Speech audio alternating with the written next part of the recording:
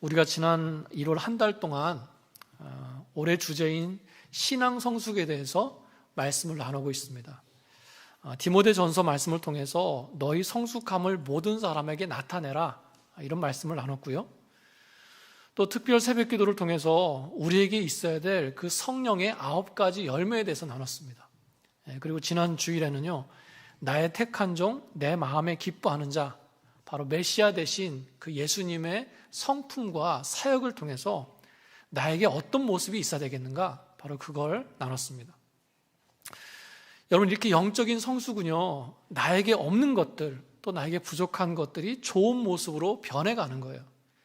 우리 주님의 모습을 닮아가는 겁니다. 여러분, 그런데 영적인 성숙은 이런 변화만 있습니까? 아니죠.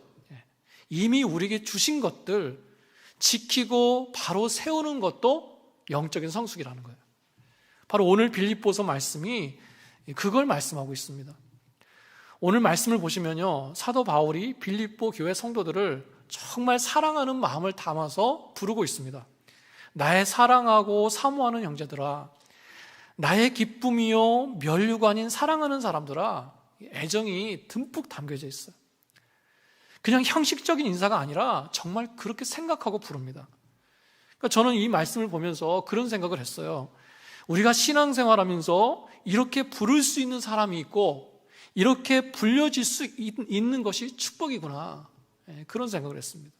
서로에게 기쁨이 되고 위로가 되는 관계, 우리에게도 이런 모습이 있기를 사모합니다. 바울이 이렇게 진실하게 사랑하는 마음을 담아서 빌립보 교회 성도들을 부르면서 뭐라고 고면합니까? 주 안에서 굳게 서라, 이렇게 말씀해요.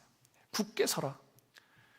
여러분, 신약 성경에서요, 서 있으라라고 하는 말씀이 8군데서 나와요. 근데 그 중에 한 군데만 제외하고는 다 바울 서신에서 나옵니다.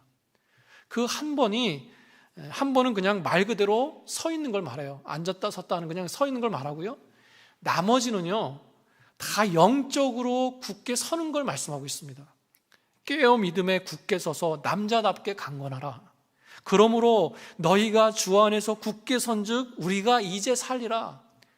그러므로 형제들아, 굳게 서서 가르침을 받은 전통을 지켜라. 다 영적인 일어섬을 얘기하고 있다는 거예요. 그러니까 성도들을 바라보면서 정말 간절한 마음이 하나가 있는데 바로 영적으로 섰으면 좋겠다는 거예요. 여러분, 이게 바로 바울의 마음이고요, 이 모든 목회자들의 마음 아니겠습니까? 저도 그래요. 여러분이 하나님 앞에서 늘 영적으로 바로 서 있기를 사모하면서 기도하고 있습니다. 그리고 이것은요, 무엇보다 우리를 향하신 아버지 하나님의 마음이에요. 힘들고 어려운 중에도 늘 흔들림 없이 견고한 믿음을 가지고 영적으로 굳게 서서 나가는 것, 아버지께서 우리에게 이런 모습을 원하시는 줄로 믿습니다. 여러분, 이 원래 선다라는 말은요, 군사 용어였어요. 군인이 부동자세로 딱 서 있는 것을 말합니다. 적들이 막 초소를 쳐들어와서 둘러싸고 포기하라고 막 압력을 가하고요, 계속해서 공격하는 거예요. 그럼에도 불구하고 그 초소를 굳건하게 지키면서 흔들림 없이 서 있는 그 군인의 모습, 바로 거기서 온 표현입니다. 가서 정복하라, 이게 아니에요. 이미 정복한 땅에서 흔들리지 말고 굳게 서 있어라. 여러분, 이 말씀을 들었을 때 이 빌립보라는 도시가 로마의 그 장군들과 퇴역한 그 군인들이 모여서 살 수 있도록 만든 그 기획도시 아닙니까? 그래서 이 말씀을 딱 들었을 때, 이 군사 용어를 딱 들었을 때 성도들이 그 모습이 딱 떠올랐을 거예요. 여러분, 에베소서 6장을 보시면요, 거기서도 하나님의 영적인 군사에 대해서 말씀합니다. 하나님의 군사가 어떻게 무장하고 어떻게 준비해야 되는가, 그걸 말씀하고 있어요. 하나님의 전신갑주를 취하라. 이는 악한 날에 너희가 능히 대적하고 모든 일을 행한 후에 어떻게 하기 위함이라고요? 바로 서기 위함이라. 서다, 여기서도요, 똑같은 표현을 쓰고 있어요. 내가 영적으로 잘 무장해서 서 있어야 된다는 것입니다. 여러분, 우리의 삶 속에서 우리가 흔들림 없는 믿음을 가지고 굳게 서 있는 영적인 군사가 될 줄로 믿습니다. 자, 그렇다면 그렇게 주 안에서 바로 서 있기 위해서 우리가 해야 될 게 뭔가? 주 안에서 서 있는 것은 구체적으로 어떤 모습을 말씀하고 있는 건가? 여러 가지 모습이 있을 거예요. 저는 오늘 본문 말씀에서 이 세 가지를 말씀을 드리려고 합니다. 첫 번째는요, 2절을 보시면 주님 안에서 바로 서 있기 위해서는 같은 마음을 품으라 이렇게 말씀하고 있습니다. 여러분, 굳게 서라 그러면 우리가 먼저 뭘 생각합니까? 나 자신을 생각해요. 내가 굳건히 서 있어야지, 나를 생각한다는 겁니다. 그런데 말씀은요, 공동체부터 얘기하고 있어요. 나를 얘기하기 전에 먼저 공동체가 하나 되는 것, 공동체가 한 마음으로 한 목적을 가지는 것에 대해서 말씀하고 있다는 거예요. 어떻게 보면 당연한 거죠.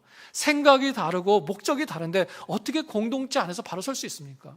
그 공동체가 바로 서 있지 못한데 어떻게 그 개인의 신앙 성장이 제대로 이루어질 수 있냐는 거예요. 여러분, 말씀에서 주 안에서 같은 마음을 품어라. 이 같은 마음은 뭘까요? 3절 보시면요, 그들이 나와 멍에를 같이 했다, 나와 함께 복음에 힘썼다 이렇게 말씀합니다. 여러분, 지난번에 성령의 9가지 열매를 말씀드리면서 예수님의 온유함에 대해서 말씀드리면서 이 멍에에 대해서 한번 말씀드린 적이 있어요. 나는 마음이 온유하고 겸손하니 나의 멍에를 메고 내게 배우라. 여러분, 이 멍에는요, 가장 강한 소와 가장 약한 소를 함께 묶어놓는 거라고 그랬습니다. 그래서 가장 강한 소 대신 예수님께서 가장 약한 소 된 나와 함께 멍에를 지심으로 인해서 내 짐이 가벼워진다 그랬어요. 그래서 예수님께서 뭐라고 하십니까? 내 멍에는 쉽고 내 짐은 가볍다 이렇게 말씀하신 겁니다. 근데 지금 바울이요, 빌립보 성도들을 보면서 멍에를 같이 메고 또 함께 복음에 힘썼다 이렇게 말씀하고 있는 거예요. 그러니까 이 같은 마음은 뭡니까? 이 같은 마음은요, 복음 위에 세워진 같은 마음이에요. 어떤 인간적인 좋은 관계나 세상적인 같은 목표에서 오는 같은 마음이 아니라는 겁니다. 복음이 기준이 되고요, 바른 말씀이 세워진 그 같은 마음이에요. 그래서 빌립보서 1장 27절에서도 이렇게 말씀하고 있습니다. 오직 너희는 그리스도의 복음에 합당하게 생활해라. 이는 내가 너희에게 가보나 떠나 있으나 너희가 한 마음으로 서서, 여기서도 한 마음으로 서는 걸 말씀하고 있어요. 한 마음으로 서서 한 뜻으로 복음의 신앙을 위하여 협력하라 이렇게 말씀합니다. 여러분, 복음으로 말미암아 우리가 같은 마음을 가져야 될 줄로 믿습니다. 먼저는요, 우리가 예수님과 함께 멍에를 메야 되고요, 그렇게 하듯이 우리 믿음의 사람들끼리 함께 멍에를 맬 수 있어야 됩니다. 그래야 교회가 건강해질 수 있어요. 오늘 말씀을 보니까 바울이요, 유오디아와 순두계라고 하는 그 개인의 이름까지 직접 불러가면서 얘기하고 있어요. 그러니까 어떻게 보면 상처받을 수 있겠는데요, 영적인 아버지의 심정으로 권면하고 있는 겁니다. 또 그만큼 중요하다는 거예요. 그러니까 이 두 여인은 어떤 사람이었습니까? 바울과 함께 힘쓰던 사람들이었어요. 여러분, 3절에서 함께 힘쓰다 이 표현은요, 투기 경기장에서 유래된 말입니다. 그러니까 이 두 사람은요, 복음을 위해서 함께 힘을 합쳐서 싸웠을 뿐만 아니라 함께 고난에도 동참했던 그런 사람들이었던 거예요. 그러니까 뭡니까? 이 두 사람은요, 세상적인 사람이 아니었다는 거예요. 오히려 교회를 위해서 나름대로 열심을 가지고 하나님 일에 충성하고 빌립보 교회에 많은 봉사와 수고를 했던 사람이라는 거예요. 근데 문제가 뭐였습니까? 하나 되지 못했다는 거예요. 교회를 분열시켰다는 겁니다. 그 말은 결국 뭐예요? 그 열심이 하나님의 영광과 교회의 덕이 된 것이 아니라 자신의 열심과 자신의 위가 돼버린 거예요. 참 두려운 부분입니다. 열심히 달려갔는데 그게 잘못된 길이라고 한다면 여러분, 그것만큼 허무한 게 어디 있겠어요? 예전에 지구촌 교회 이동호 목사님이요, 그런 말씀을 하신 적이 있습니다. 많은 부분 교회의 어려움들은요, 열심 없는 사람들 때문에가 아니라는 거예요. 열심히 있는 그 소수에 의해서 생긴다는 겁니다. 그래서 열심히 섬기는 만큼 더 조심하고 더 겸손해야 된다는 거예요. 오늘 말씀에서 개인의 바로섬 이전에 공동체의 바로섬을 말씀하고 있는 이유가 뭡니까? 너희가 영적으로 바로 서 있기를 원한다면, 너희가 영적인 공격으로부터 굳게 서 있기를 원한다면 같은 목적을 가지라는 거예요. 같은 마음을 품고 하나가 되라. 그래야 그 안에서 개인적인 신앙 성숙도 있을 수 있다는 거예요. 여러분, 복음을 위해서, 그리고 우리 주님의 영광을 위해서, 또 교회 하나됨을 위해서 우리가 더 겸손하게 힘써 나가야 될 줄로 믿습니다. 두 번째, 주님 안에서 바로 서기 위해서 내가 어떻게 해야 되는가? 기쁨을 잃어버리지 말아야 됩니다. 4절 보시면요, 주 안에서 항상 기뻐하라 이렇게 말씀하고 있어요. 그러니까 항상 기뻐하라, 이 말은 뭐예요? 우리에게 항상 기뻐하지 못할 만한 그런 상황들이 있다는 거죠. 그럼에도 불구하고 항상 기뻐하래요. 여러분, 우리가 지난주부터 이번 주까지 그 빌립보서 말씀을 가지고 큐티하지 않았습니까? 그래서 잘 아시는 것처럼 이 빌립보서 전체에 흐르는 주제가 뭐였습니까? 바로 기쁨이었어요. 계속해서 기뻐하라, 이 말씀을 반복하고 있습니다. 자, 그런데 이 말씀을 전하고 있는 바울의 상태가 지금 어떻습니까? 감옥에 갇혀 있어요. 갇혀 있는 사람이 자유하고 있는 사람들에게 기뻐하라고 말하고 있는 거예요. 굉장히 역설적인 겁니다. 여러분 아시는 것처럼 바울이 처음에는요, 그냥 가택구금 형태 정도로 있었어요. 그래서 사람들이 왕래할 수도 있었고요, 생활에 도움도 줄 수 있었고, 심지어 성경 공부도 할 수 있었습니다. 그런데 지금은 로마 시위대 감옥에 갇혀 있는 상태거든요. 굉장히 상태가 심각했습니다. 이제는 정말 죽을 위협에 처해 있었어요. 그래서 바울 개인으로 보면 참 기뻐하기 힘든 상황이에요. 거기다가 빌립보 교회 성도들도요, 걱정이 참 많았습니다. 성도들도 기뻐하기 힘든 상황이었다는 거예요. 그런데도 기뻐하라는 겁니다. 자기는 기뻐하지 못하지만 그러나 여러분은 기뻐하세요, 이 말이 아니에요. 어쩔 수 없지만 사역자이기 때문에 그래도 기뻐해야 된다, 이런 얘기도 아닙니다. 의지를 가지고 노력을 가지고 감사하는 게 아니라, 기뻐하는 게 아니라, 바울은요 정말 기뻐하고 있어요. 정말 감사하고 있습니다. 이게 참 힘든 거 아니겠어요? 기뻐하고 싶지 않은 사람이 어디 있겠습니까? 행복하고 싶지 않은 사람이 어디 있겠어요?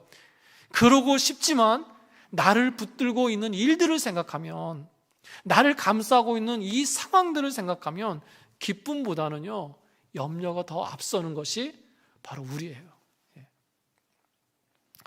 여러분, 바울처럼 이런 상황을 뛰어넘는 기쁨이 어디에서 오는 것입니까?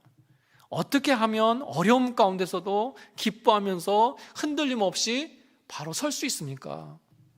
여러분, 성령님께서 그 마음을 붙드셔야 돼요.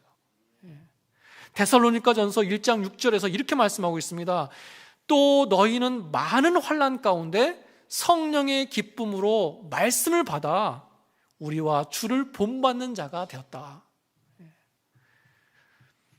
데살로니가 성도들이 핍박을 받으면서도 기뻐할 수 있었던 이유는 뭐냐? 그 기쁨은 성령께서 주신 기쁨이라는 거예요. 성령께서 기쁨도 주시고 말씀도 주셔서 그것 때문에 주님을 본받는 자가 될 수 있었다, 이렇게 얘기하고 있는 겁니다. 여러분, 그러므로 기뻐하지 못할 때, 기뻐할 일이 없는 것 같을 때 기뻐할 수 있는 힘을 달라고 성령님께 구하시기 바랍니다. 성령님께서 붙드시면요 항상 기뻐할 수 있어요. 또 하나, 바울이 기뻐할 수 있었던 이유는 무엇인가? 바울의 기쁨은요 복음의 진보를 위한 기쁨이었기 때문에 그래요. 어떤 육신적인 만족이나 환경에 채워짐에서 오는 그런 기쁨이 아니었다는 겁니다. 자신은 비록 감옥에 갇혀 있지만 여전히 복음의 진보가 계속해서 이루어지고 있다는 걸 알았기 때문에 기뻐한 거예요. 여러분, 이 말은요, 다르게 표현하면 그겁니다. 바울은 감옥에 있지만 자신의 비전에 대해서, 자신의 목적에 대해서 변함없었기 때문에, 여전히 깨어 있었기 때문에 기뻐할 수 있었던 거예요. 그 변함없는 사명이 기쁨을 줬다는 것입니다. 여러분, 주님 안에서 내 삶의 목적이 분명한 사람이 있죠? 내가 가는 길에 대해서 확신하는 사람이 있죠? 여러분, 그런 사람들은요, 낙심하지 않고 기뻐할 수 있습니다. 그런 사람은요, 어려움이 와도 그 속에서 소망과 기쁨을 찾아요. 여러분, 그런 기쁨이 있으시기를 축복합니다. 이런 기쁨이 있을 때 5절에서 말씀하고 있는 것처럼 그런 관용하는 마음도 생기는 거예요. 여러분, 관용이 뭡니까? 마음이 너그러워지는 거예요. 너그러운 마음으로 다른 사람의 잘못과 허물을 품어줄 수 있는 게 바로 관용입니다. 영적으로 기뻐하는 사람이 이런 넉넉함과 이런 아량을 가질 수 있다는 거예요. 우리가 상황을 이기는 이런 기쁨을 가질 때 흔들리지 않고 바로 서 있게 되는 줄로 믿습니다. 세 번째입니다. 주 안에서 바로 서기 위해서 염려하지 않고 기도해야 됩니다. 6절 보세요. 아무것도 염려하지 말고 다만 모든 일에 기도와 간구로 너희 구할 것을 감사함으로 하나님께 아뢰라, 이렇게 말씀하고 있습니다. 여러분, 제가 그런 말씀을 드렸던 것 같아요. 그런 예를 한번 들었던 것 같아요. 우리가 염려하지 않습니까? 그 염려의 40%는 현실적으로 일어나기 힘든 거라고 그랬어요. 내가 타고 있는 이 비행기가 떨어지면 어떡하나, 화산이 갑자기 터지면 어떡하나, 그런 걱정이라는 거죠. 그리고 우리가 염려하는 30% 정도는요, 이미 지나간 걱정이라는 겁니다. 내가 과거에 겪어봤기 때문에 그런 일이 아직 일어나지 않았음에도 불구하고 일어날 것 같은 그런 불안함이라는 거예요. 그리고 우리가 염려하는 22% 정도는요, 안 해도 될 사소한 그 걱정이라는 거예요. 내가 입은 옷이 안 어울리면 어떡하나, 내가 오늘 교회 갔는데 파킹랏에 공간이 없으면 어떻게 하나, 이런 류의 걱정이라는 겁니다. 그리고요, 우리가 하는 염려의 4%는 내가 알아도 어쩔 수 없는 불가항력적인 그런 걱정이라는 거예요. 여러분, 그래서 이런 거 저런 거 다 걷어내고요, 이 4% 정도만이 우리가 현실적으로 바꿀 수 있는 걱정이라는 거예요. 걱정하면서 바꾸어 나갈 수 있는 염려가 이 4%라는 겁니다. 그러니까 우리는요, 안 해도 되는 걱정, 해도 소용없는 걱정을 가지고 이고지고 살고 있는 거예요. 그래서 예수님께서 뭐라고 말씀하셨습니까? 너희 중에 누가 염려함으로 그 키를 한 자나 자라게 할 수 있느냐, 더 할 수 있느냐? 우리가 걱정을 많이 하면서 살지만 막상 내가 1.1액이나 바꿀 수 있는 것이 없다는 거예요. 그러므로 어떻게 하라는 것입니까? 오늘 말씀처럼 염려하지 말고 다만 모든 일에 기도와 간구로 하라는 거예요. 내가 어떻게 할 수 없는 그 96%를 가지고 기도로 바꾸라는 것입니다. 내가 내 염려를 하나님께 의지하는 것으로, 하나님께 맡겨드리는 것으로 바꿔가면서 살라는 거예요. 여러분, 본문 말씀에서 염려하지 말라 그랬잖아요. 이 원문대로 직역하면 이렇습니다. 이런 걱정하는 것을 즉시 중단하라, 이렇게 돼 있어요. 아주 단호합니다. 염려를 조금씩만 해라, 염려를 형편에 따라서 단계적으로 조금씩 떨쳐내라, 이게 아니에요. 그냥 그 자리에서 즉시 끊어버려라, 이렇게 아주 강하게 말씀합니다. 왜 그렇습니까? 여러분, 이 염려는요, 하면 할수록 꼬리에 꼬리를 물듯이 점점 나를 잠식해 들어와요. 그리고 어느 순간에 거기에 꽉 붙들려 가지고요, 아무것도 하지 못하게 합니다. 그래서 나를 바로 서 있지 못하게 하고 흔들어 놓는다는 거예요. 여러분, 이런 염려의 틈을 주지 마시기 바랍니다. 살면서 염려하지 않을 수 없겠지만, 그러나 이길 수 있는 방법이 있어요. 내 심령에 그 염려보다 하나님을 더 많이 채우면 됩니다. 내 심령에 말씀을 더 많이 채우고요, 믿음의 말씀을 더 많이 채우면 이길 수 있어요.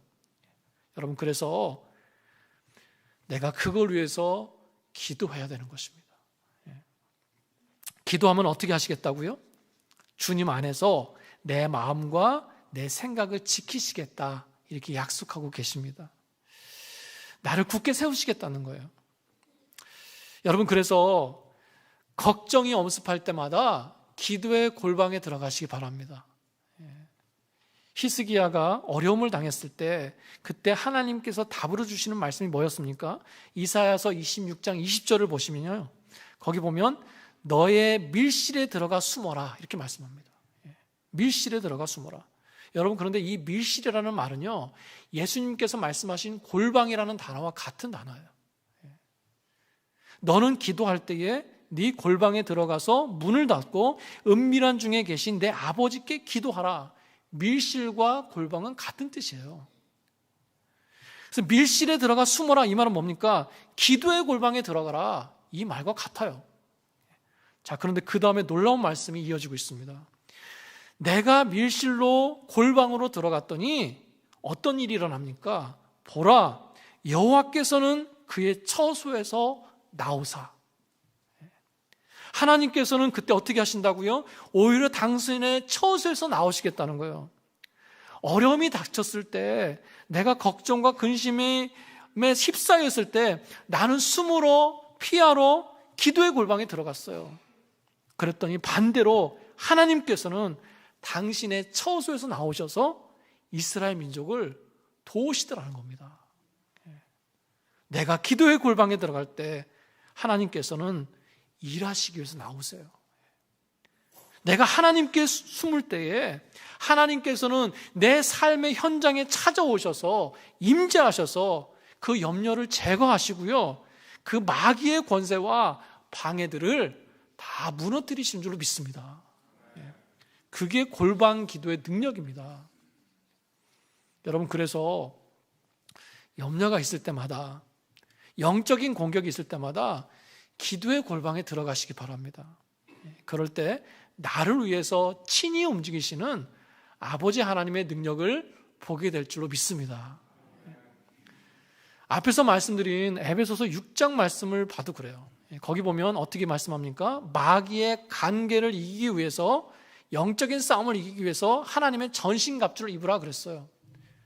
그러면서 전신갑주를 쭉 열거하죠. 진리의 허리띠를 띠고 가슴에는 의의 호심경을 붙이고요, 발에 평안의 복음의 신을 신고 또 불화살을 막는 큰 믿음의 방패를 들고요, 머리에는 구원의 투구를 쓰고 또 성령의 검, 곧 하나님의 말씀을 가지고 서 있으라 그랬어요. 그런 다음에 뭐라고 말씀하십니까? 마지막으로 기도하라 그랬어요. 기도하라. 모든 기도와 간구를 하되 항상 성령 안에서 기도하고 이를 위하여 깨어 구하기를 항상 힘쓰며 여러 성도를 위하여 구하라.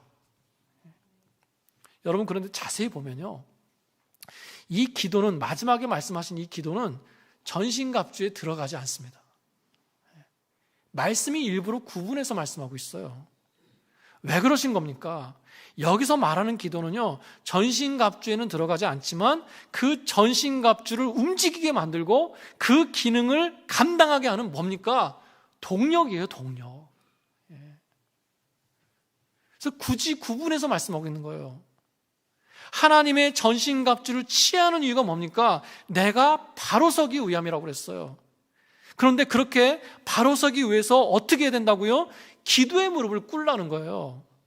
이것도 굉장히 역설적인 겁니다. 서기 위해서 무릎을 꿇으래요. 여러분, 너무나 중요합니다. 이 모든 것을 무장하고 다 갖추고 있어도요, 기도하지 않으면 안 된다는 거예요. 그 무장의 능력이 나타나려면 반드시 기도해야 된다는 것입니다. 그리고 그 에베소서 말씀을 보면 먼저는 그렇게 성령 안에서 깨어서 기도해야 되고요, 그 다음에 뭐라고 얘기해요? 성도를 위해서 구하라, 이렇게 얘기합니다.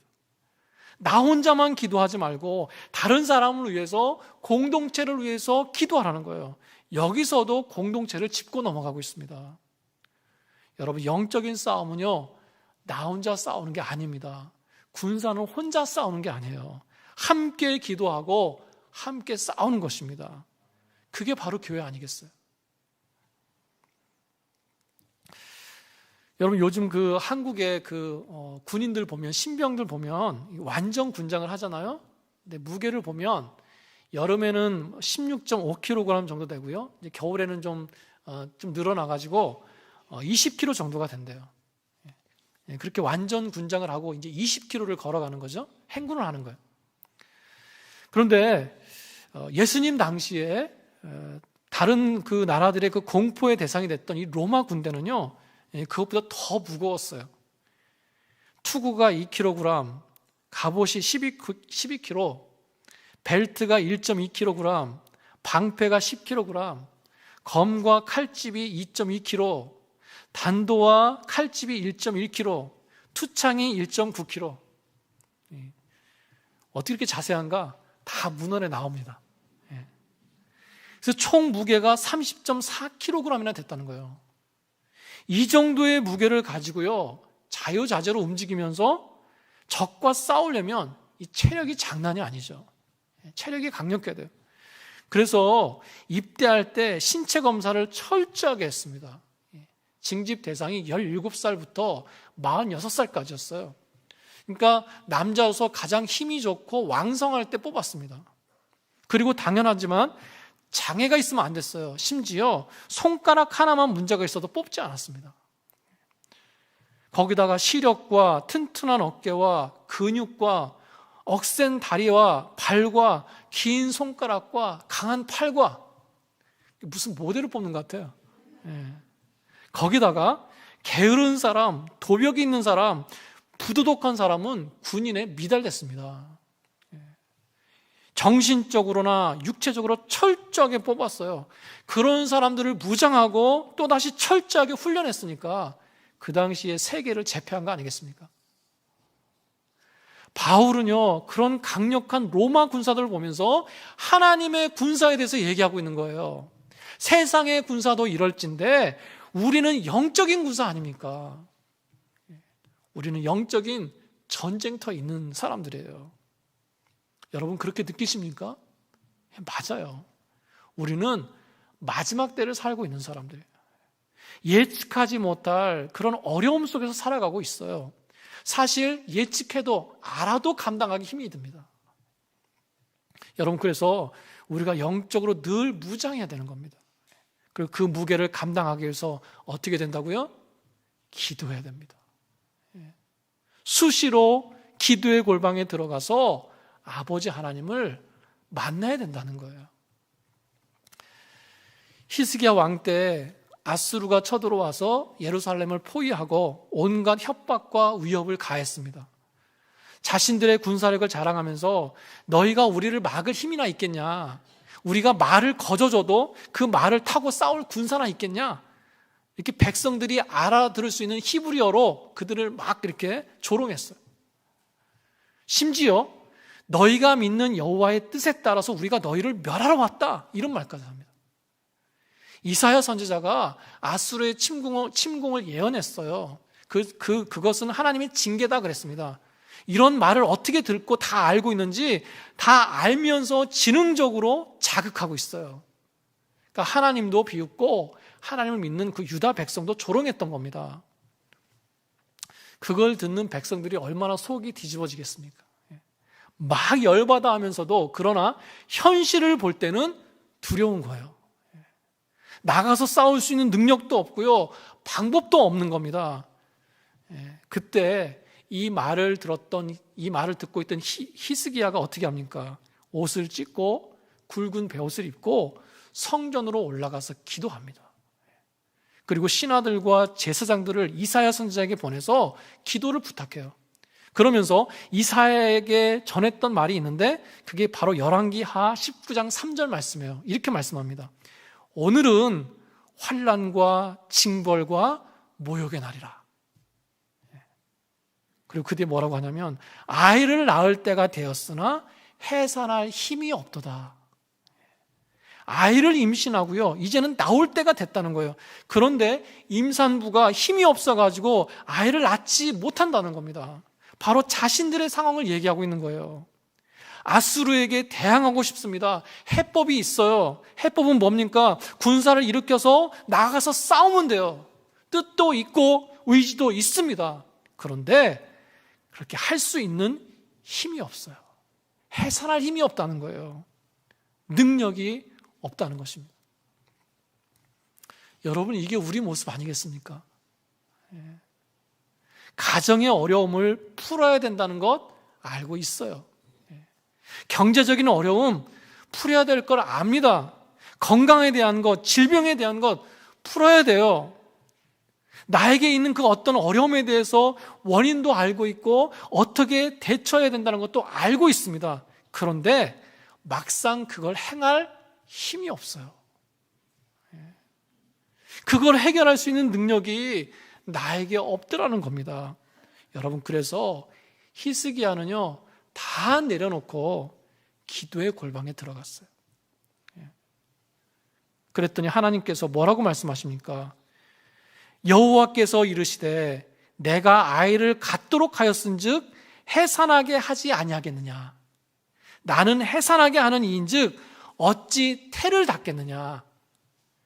아이를 준 게 난데 내가 그 아이를 해산할 힘을 주지 않겠냐. 주시겠다는 거예요.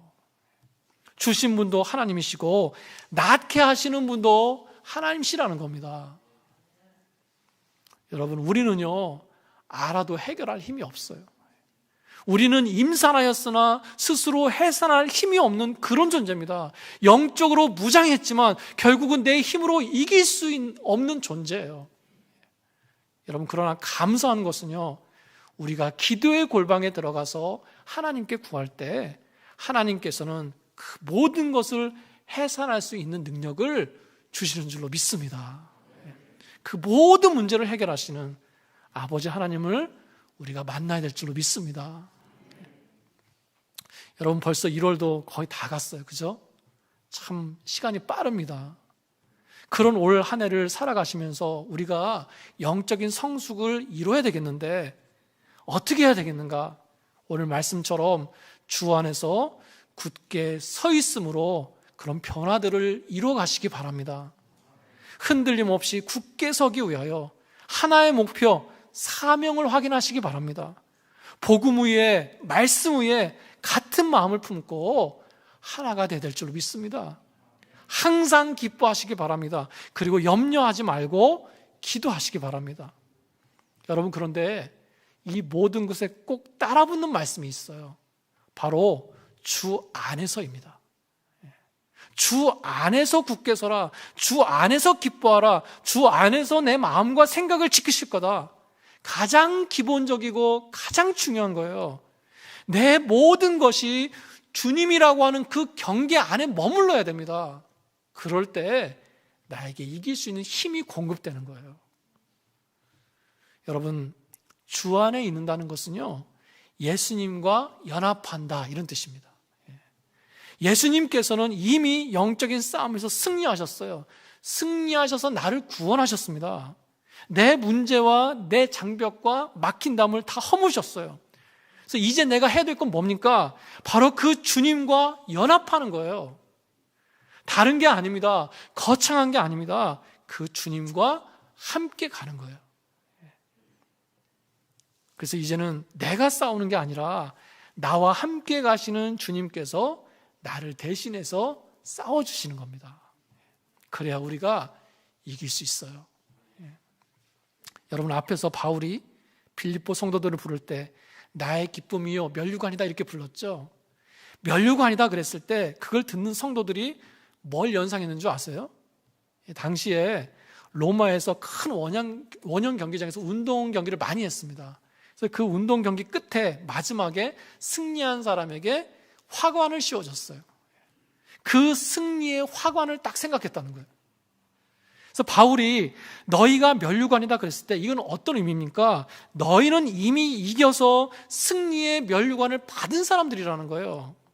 그렇게 이미 받은 너희가 해야 될 것은 뭐냐? 그 면류관을 지키면서 흔들림 없이 주님 안에서 굳게 서 있으라는 거예요. 여러분, 우리 주님과 연합함으로 이미 받은 승리를 지키면서 흔들림 없이 굳건하게 나가시기 바랍니다. 그러기 위해서 주님 안에서 같은 마음을 품고 항상 기뻐하고 염려하지 않고 기도하는 그런 저 여러분 되시기를 축원합니다. 축원합니다. 아멘. 아멘.